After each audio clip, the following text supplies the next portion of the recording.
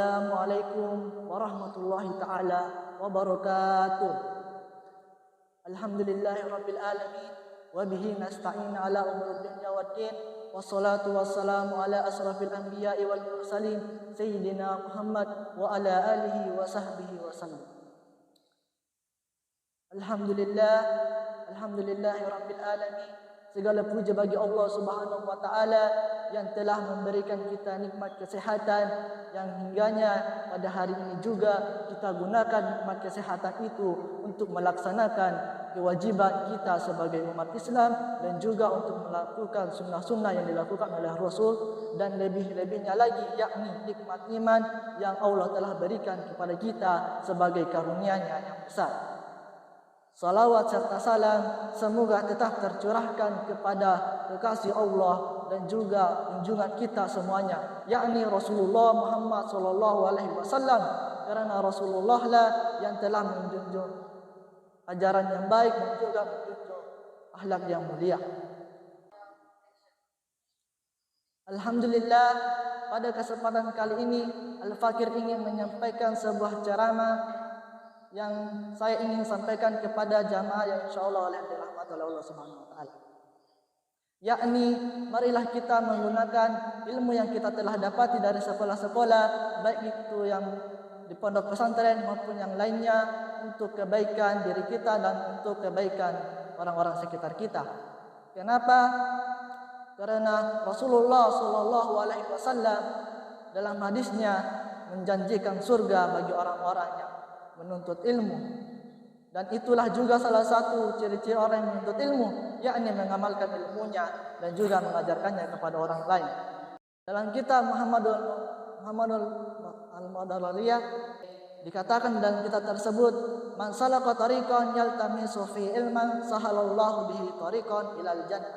Barang siapa yang menuntut ilmu, maka Allah Subhanahu wa taala akan memudahkan jalannya untuk menuju ke surga.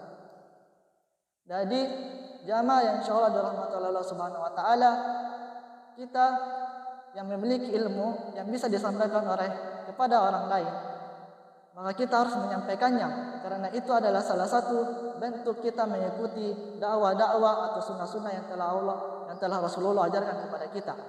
Maka marilah kita mengamalkan ilmu yang kita amalkan, dan juga marilah kita menuntut ilmu dengan juga kesabaran. Karena orang-orang yang bersabar di tempat musibah saja derajatnya sudah diangkat tinggi oleh Allah Subhanahu wa taala. Bagaimana lagi jika kita yang menuntut ilmu yang tingginya pasti sudah melebihi orang-orang yang beriman tapi tidak menuntut ilmu. Karena dalam Al-Qur'an Allah Subhanahu wa taala berfirman, "Yarfa'illahu alladziina aamanu minkum walladziina utul ilma darajat." Allah Subhanahu wa taala akan mengangkat derajat orang-orang yang beriman dan orang-orang yang berilmu. Dan itulah mengapa kita perlu mengajarkan anak-anak kita dan juga diri kita untuk lebih muhasabah diri, dan juga untuk mengajarkan apa-apa yang telah kita dapati dari ajaran yang telah diajarkan oleh guru kita, baik itu di manapun kita berada. Karena dengan mengajarkan ilmu kepada orang yang kita temui dan juga mengambil pelajaran dari orang yang kita temui, hanya akan mendapatkan manfaat bagi diri kita dan juga orang lain. Dan itulah sebaik-baik amalan yang Allah cintai. Karena dengan ilmu itu akan dapat melindungi kita dari keburukan dan juga dari kebodohan. Karena harga diri seseorang itu ada pada akalnya, sebagaimana Rasulullah SAW bersabda, "Qawamul mar'i aqluhu wa la dina liman la aqla lahu." Harga diri seseorang itu pada akalnya, dan tidak adalah agama bagi seorang yang tidak ada akalnya. Hadirin yang insyaallah dirahmati oleh Allah Subhanahu wa taala, maka marilah kita ajarkan kepada keturunan-keturunan kita dan juga anak-anak kita serta orang-orang sekitar kita untuk belajar dan mengajarkannya kepada orang lain.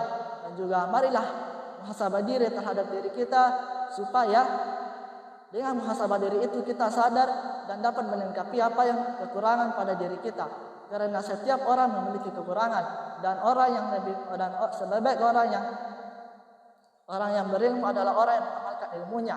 Dan marilah itu kita ajarkan kepada orang-orang sekitar kita dan diri kita sendiri dengan belajar dan mengajarkannya kepada orang lain.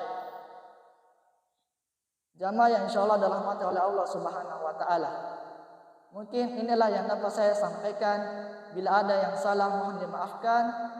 Assalamualaikum warahmatullahi wabarakatuh.